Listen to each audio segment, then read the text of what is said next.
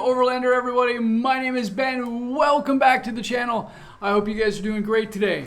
Before we get into today's video, which I'm really excited about doing for you, three things. First of all, don't forget to hit the sub and bell notification for your weekly updates coming to you Sunday, 4 p.m. KST. And the Instagram channel. Don't forget to get connected to the community there. I do reel posts and upload pictures and things like that when I'm out and about doing stuff either solo or with my family, like the recent trip I did on the weekend. So yeah, you can check out some stuff there. So that's that thing. And the second thing is, boom! Merch store. That's right. T-shirts, sweatshirts, echo bags, and mugs. All available. These t-shirts are so comfortable. All available on bonfire.com/store/Korea Overlander. Link right here and in the description below. 100%, ladies and gentlemen, 100% of all proceeds going to Child Fund Korea, a local charity. International charity, but the local chapter of that charity to help out needy children here in South Korea. So what's on tap for today, ladies and gentlemen? Well, this is part 2 in a series talking about different vehicles, different things that we should consider when purchasing or looking for an overland or camping sort of vehicle. If you did not check out the first video, bing, I'm going to leave it up here somewhere.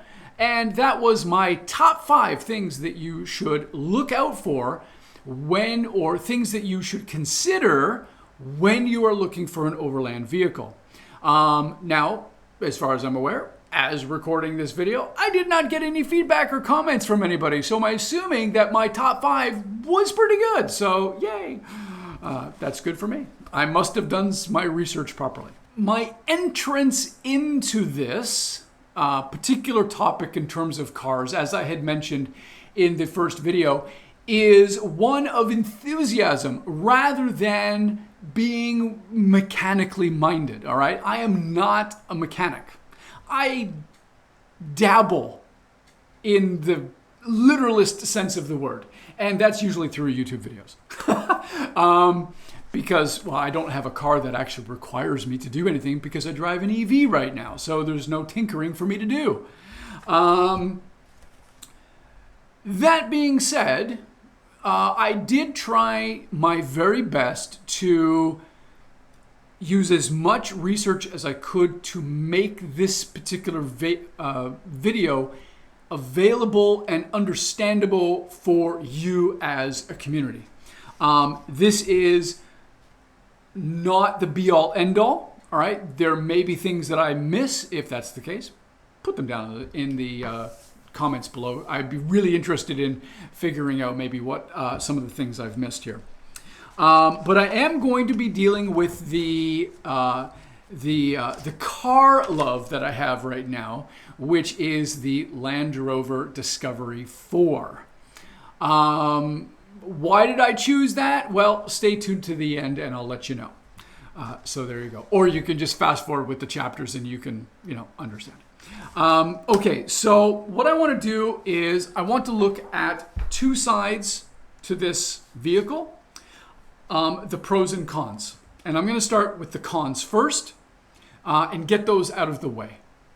There are two general categories of the cons with some general things kind of thrown in at the end that I'm going to talk about. All right. First thing, mechanical. No. Let's do electrical first. Electrical is the first thing. In the Discovery 3 and 4, but I think it's probably more in the 3, there are what we might say some electrical gremlins that exist in these vehicles. And that is primarily because this vehicle is heavily dependent on an electrical system to do a lot. The electrical system is heavy lifting, all right? Not only just the basics like your lights and your air conditioner and the power windows and doors and that sort of thing. That's kind of like standard for a lot of vehicles. But this is also the suspension system. It's the terrain response system is also electrical. It's not a manual system. So you flip a dial and there you go. You've got terrain response. Okay. So because all of those things work off of an electrical system, there's going to be problems. Okay. Now, because of this, having done some research on the LR forums, what I did notice was that many people were very careful to keep an eye on their battery. And when the battery dips below a certain point, that's when the problems start happening. So a lot of the recommendations are go for a heavy duty battery. Okay. Now, depending on what area you're in, heavy duty batteries differ in price, size, etc. Heavy duty battery is what to get. It may be something that you want to have right off the bat to basically, when you buy a used one, get rid of the battery altogether and get a new one. That might, in fact, solve most, at least from what I understand, a lot of those electrical gremlins. It's not always the case, of course, but it will be advantageous to you. So that's the electrical side, okay? That's the electrical side. Those gremlins do exist, and it is important for you to be aware of. However, I will also say that some of those electrical gremlins were covered under the early stages of warranty. And so when you do buy a used vehicle, my suspicion is that most, if not all of those things will have already been fixed. Hopefully, fingers crossed. Okay, mechanical side now. There's definitely a few more of these things in terms of what we need to be looking at and being aware of before purchase. First of all, this vehicle is damn heavy. It comes in at about 2.5 tons. It's a tank, no doubt about it. But because of that weight, it's going to be putting pressure on certain parts of your car that are going to be probably changed more frequently than a car at a lower weight. These are the tires, the anti-roll bars, the bushings, and tire rods. Those in particular on the front and the rear may have more problems because they're supporting a much, much heavier vehicle. Okay, now this is going to be increased if you're doing a lot of off-road, because that off-road is going to put even more strain on these parts. Okay, so that's one area to keep in mind there. The second major area that includes several different parts, just like the heaviness of the vehicle, is the air suspension system as one entire unit, okay? And that unit is made up of essentially 4 different parts. It's made up of the airbags, it's made up of the compressor, it's made up of the air lines or air hoses, and the air reservoir. Now, all of those things at the same time or at different times can fail. So it's important for us to be aware that that failure may occur, and also what we should do in order to troubleshoot those things when they happen. Now, if you happen to be a little bit more mechanically minded, there are a ton of videos out there on kind of how to deal with an air system that has dropped on one end or has dropped on all 4 wheels and it's bottomed out on you. There are things that you can do to mechanically assess what might be the problem and how you can extricate yourself from that problem. So, if there's literally no air in the system, it's probably the air reservoir because it can't hold anything because the system has been, the container itself is rusted out. If the reservoir system is okay, it may be the compressor because you're turning it on, but the compressor itself is not flooding the system with air. That could be a problem. You could have punctures or problems with the airbags that are sitting in behind the wheels, right? That's one other problem. And it could also be you have a leak or 2 or many within the air hoses themselves that go from the container to the compressor to the airbags. So all of those things generally don't fail all at the same time. Okay, they generally don't fail all at the same time.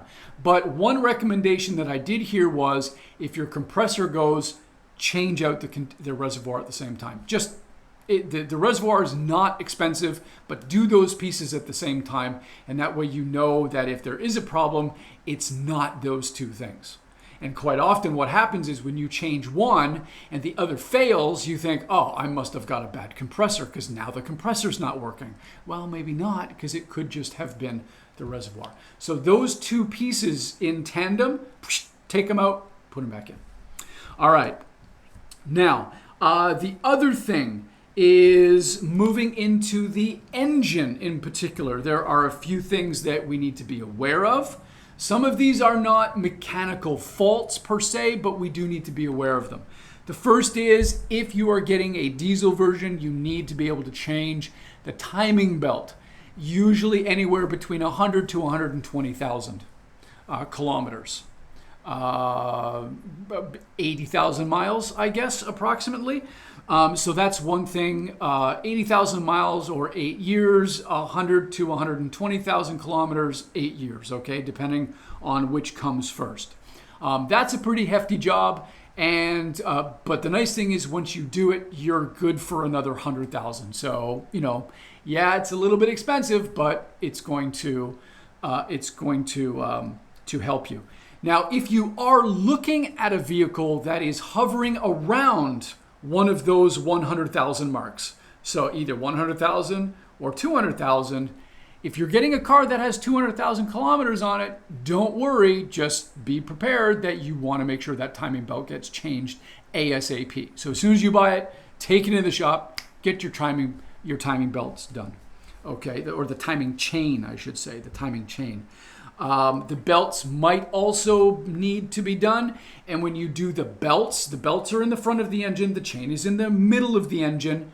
Get all of those things changed out. And when you change the belt, also do the oil filter canister thing. You get it all done. Just make it, that way you know that those parts are sound. The other thing, especially, of course, with the diesel version, is you're going to have clogging up of the EGR valve. This is going to happen in a diesel engine. The EGR valve basically takes the dirty air from the diesel engine and pumps it back into the engine to burn off. That creates soot and carbon inside those valves. When they get stuck up, filled up and gunked up, you're going to get a a warning light coming up on your dash that basically says you have low propulsion, which means you don't have enough power because of those clogs up. Now, they can be a couple of things in there. It can be there's actually a clogging of the filter, the little monitoring system inside, in which case you can just get some declogger and take it out, spray it down, put it back in, see if that solves the problem. If it doesn't, then you're going to need to have the EGR valve replaced. Okay, you can, when you change out, when you go in and actually spray down the inside of the mechanism, the actual sensor, and you do that, clean out the inside of the plastic as well, so that all of that carbon comes out. If that doesn't work, if it does, that's great. It just costs you only $10 to do it because it's one can, and it's great. If it doesn't work, it means that particular EGR filter and sensor need to be replaced. Okay, so that's another thing to keep in mind there. The other big thing that seems to be a problem, and this I think kind of falls halfway between mechanical and electrical, and that is the electric handbrake or the electric parking brake. These do have a tendency to go out. It is a known issue, and from LR3 to LR4 has never really been fully resolved from what I understand. But what you can do is get in there, and you don't have to replace it, but you can get in and have a mechanic actually take it out and re-grease it, put it back in, and that will allow the system to work properly. One of the things you want to do is make sure when you're looking at an LR4 in particular, test and retest and retest both the parking brake to make sure there's no squelching sounds, and the airbags up and down to make sure that the vehicle lifts well enough without having any problems. Okay. Now, other negatives that are general without necessarily falling into these two categories.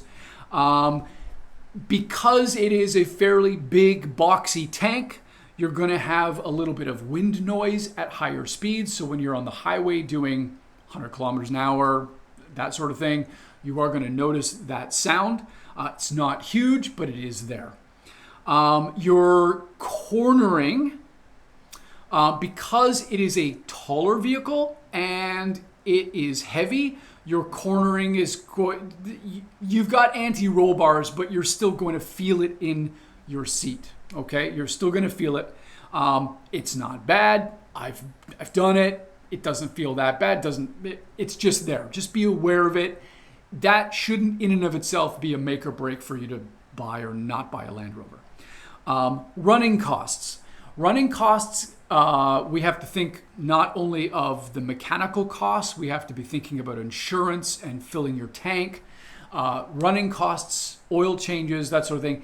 Those can add up over time, so running costs can be prohibitive. If you're buying one of these on a shoestring budget, as High Peaks Auto said in one of his videos, don't buy this vehicle. All right? If you've got a little bit of extra money put aside and you know that these things are coming up and you can save up for them, fine, no problem. But if you're on a tight budget, LR4 is not the one for you. In Korea particularly, we have to think of car inspections every 2 years, and we also have to think of the car tax, which is higher because of the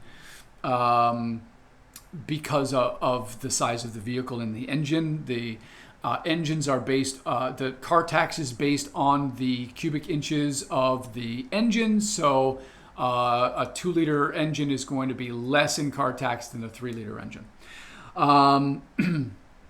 Combined driving, when new, you're looking at 8 to 11 kilometers per liter. As the car gets older, it's probably going to go up. So be prepared for that. City driving, obviously, you're going to have lower mileage, and highway driving, you're going to have more, but keep in mind that this is a tank that you're driving, and you need to be aware of those costs. Now, one thing I did notice in terms of the mechanical issues was that compared to other vehicles like the BMW X5, the Audi Q6, I believe, these other vehicles have very similar problems. But the problem is that these issues are not really talked about that much in terms of the forums. Maybe people don't care about them as much. But for some reason, the Land Rover badge has, people have a certain tendency to think that Land Rover is this indescribable, indestructible vehicle that won't break down. Well, it is, because in comparison, other cars are doing the same thing. Okay, so what is going on in the Land Rover is equally going on in other vehicles of similar type. Okay, and that I found to be an interesting piece of information that I wanted to share with you. Okay, before I get into the pros, there's one thing that I want to talk about, and that is the IID tool. IID tool. Say that 10 times fast. This tool is invaluable when you're dealing with something like this sort of a vehicle, whether it's a Land Rover, a Beamer, a Toyota, whatever. Get one of these things.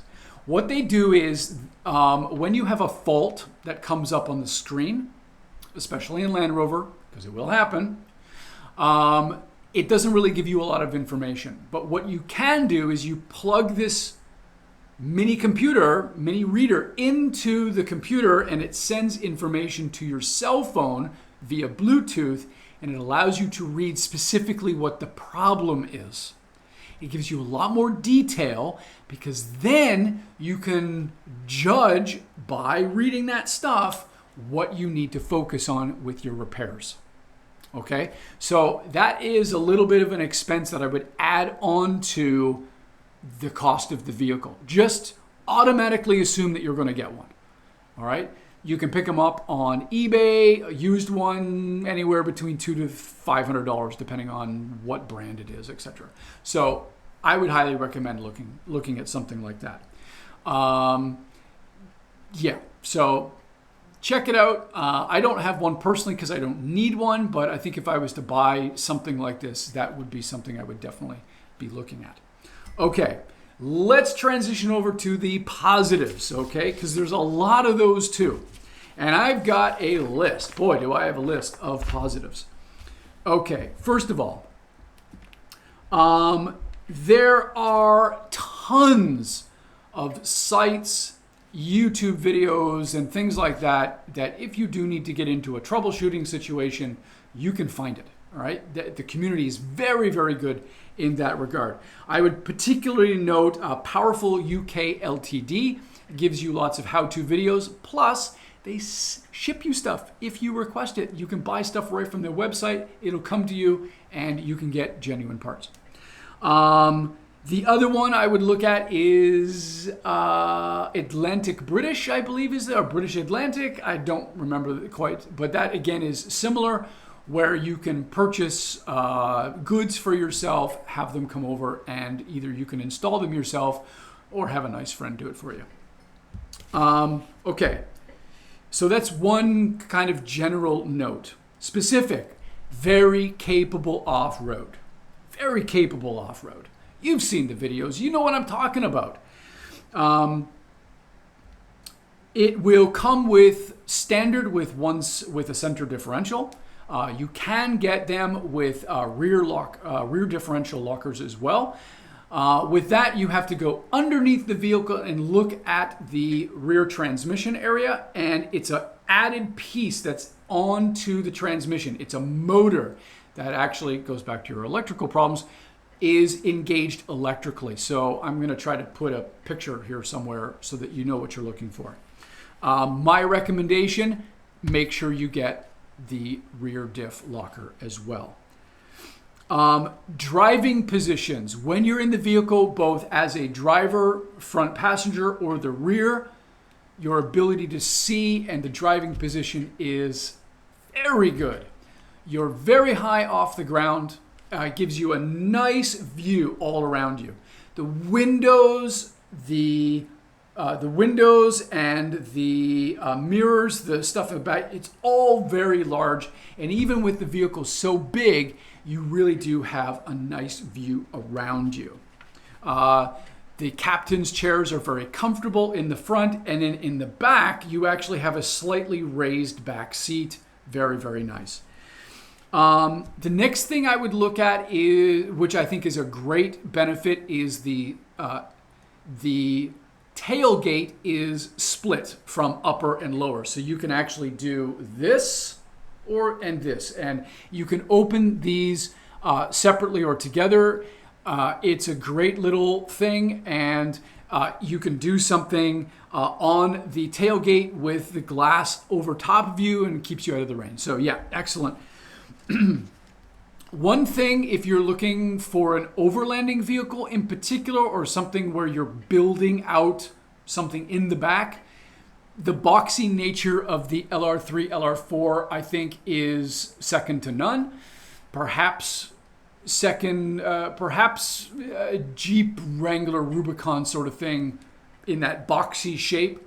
But that shape is going to provide you with a lot more space, because a rounded edge is going to cut your space down. All right. So if this is, here's what you want to put in, and then this is the rounded shape that you're getting by, you've lost some of that shape. Okay. So that can be really, really nice there. Storage space. Lots of compartments. They're big, but if you roll down the 2 seats in the very back, that gives you 7 seats, and you put down the middle 3, you have 2,500 liters of space. That is massive amounts of space for storage and cargo, etc. It is really, really good. The other benefit, I think, is that there are different engines to choose from depending on what you want. There is a 3-liter TDV6, there is a 3-liter SDV6, and there's a 3-liter gas petrol engine. There is also a 5-liter, but I've never seen one of those. At least in this city, I've never seen one. Those are V8s, and they're gonna bleed you dry. So stay out of those ones. The SDV6 is conditioned to provide more horsepower than the TDV6, even though they're the same engine. Okay, so keep that in mind. You will get a little bit more oomph on the throttle. Okay, I believe it's 245 horsepower. Doesn't sound like a lot in modern vehicles, but actually stepping on the gas, as I've done when I test drove it, it's not bad, actually. I mean, you're not buying it because you're running a race. You're buying it because you want a little bit of power to tow, or to move the car forward. Once it gets going, it's very clippy. Now, the other thing that I would recommend here, which I think is a huge advantage, 2012 and above, so from 2012 to 2016, that's the years you want, because those models come standard with an 8-speed automatic transmission, which means it's going to increase your fuel economy at a higher speed. When you're in 7 and 8, you're out on the highway, your revs are going to go down, your engine's not going to work as hard, and you're going to save fuel. Okay, so it makes a big difference. It makes a big difference. I drove the 8-speed, very smooth, very smooth. You will enjoy it for sure. Okay, that's it for the pros, the cons, the middle ground, the IID Tool, and hopefully that gives you a sense of what you might want to consider in terms of buying an LR4. Is this list exhaustive? No, it's not. I'm going to leave a link of all of the information that I used to kind of create this list, pros and cons, in order to kind of make this video and give you a sense of what's going on. All right, that's it for me. I hope it was helpful. Stay tuned for future update videos, things like the BMW X1 X-Drive system. I'm going to be looking at Jeep Wrangler Rubicon. I'm going to be looking at Jeep Cherokee, maybe other vehicles coming down the pipe. So stay tuned for those. And remember, everybody, as always, live life well. Take care, everybody, and happy driving. Peace.